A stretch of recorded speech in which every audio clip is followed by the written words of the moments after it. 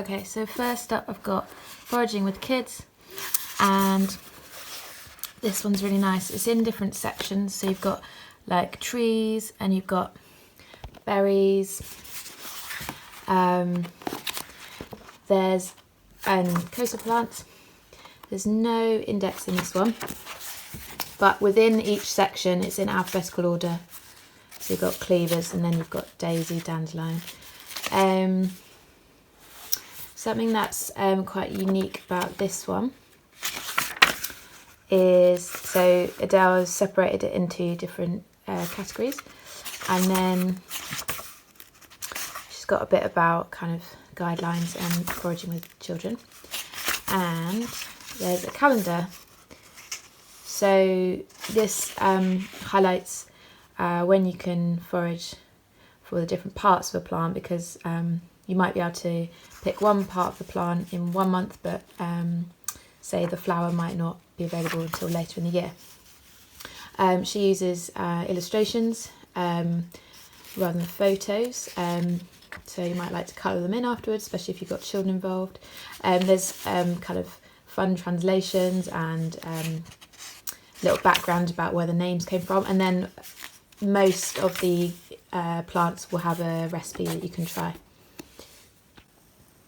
So then you've got the Almanac. I mean, this isn't a foraging book per se, but it's a really lovely seasonal book. So it takes you through different things within each month. So you've got stuff around tides, the moon, gardening habits. There's recipes, there's songs, poems. So in terms of foraging, there's sections like this one, the hedgerow.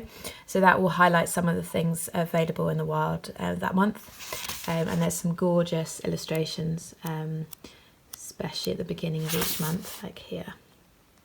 So yeah, so it's a really nice kind of roundup of what's going on in the month, what to look out for, some habits you can do in your garden and locally, and then an index. I love an index. Okay, so then you've got hedgerow. This is probably the book I go to first when I'm looking at a new plant or want to check something. So this is by John Wright, and it's published by River Cottage. And there's a introduction about the law, kind of introduction of foraging in general.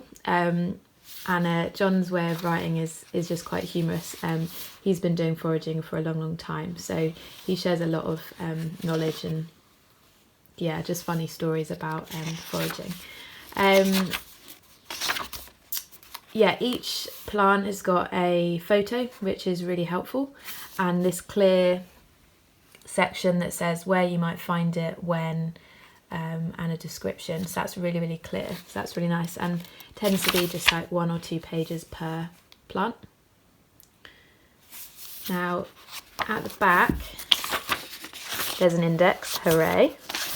A little bit about terminology, and then there's a few recipes which just look amazing. I haven't tried any yet. There's also, there's a lot of recipes. There's also a section on poisonous ones, which I'm just passing here. So in red, all of these ones to kind of keep your eye out for. So yeah, it's really good. He's got a clear section on that. Now, the only thing is I'm not sure how it's ordered.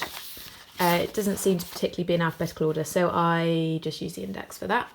But it does seem to contain most plants that I look for.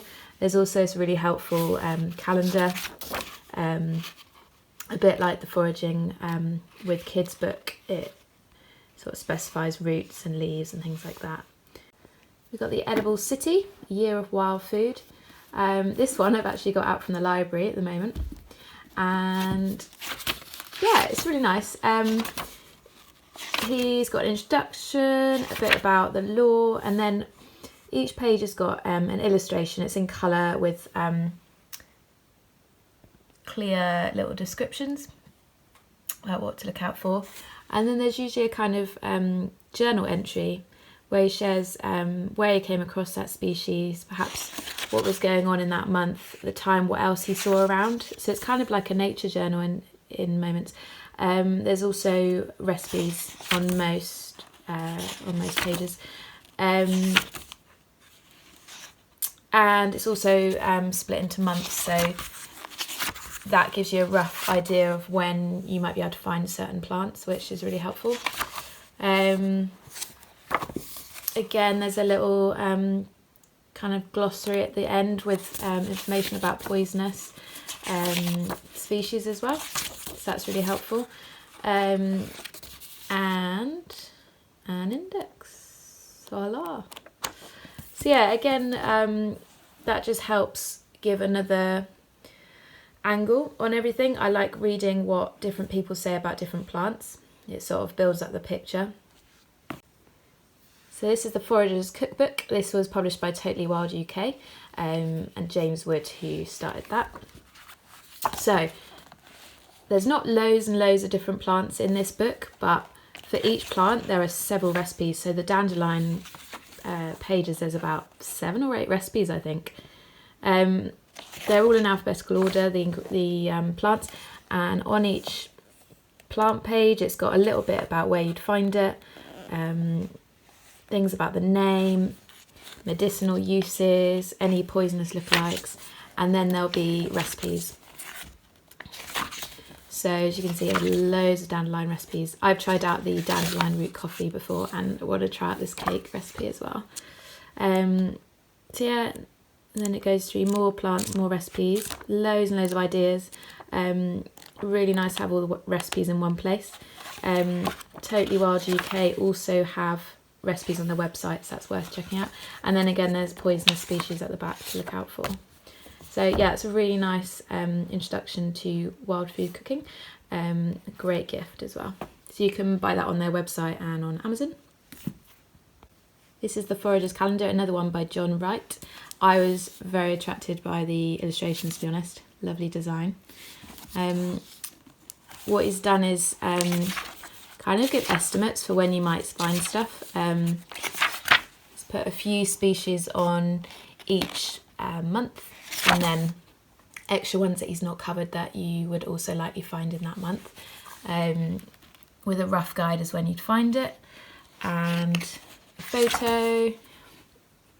If he includes recipes, it's all kind of like within the text, kind of loosely weaved in.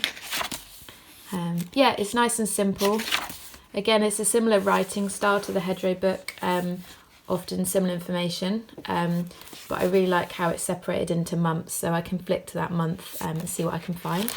And you'll also discover that, you know, there's something to be found in every month, so it's quite nice that it's balanced out this way. Again, there's an index.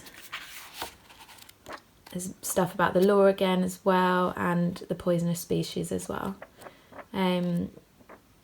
Yeah, it's a really lovely book. I'd say as well, probably a really good introductory book as well, because it helps you out by separating it into months, breaks it down a little bit.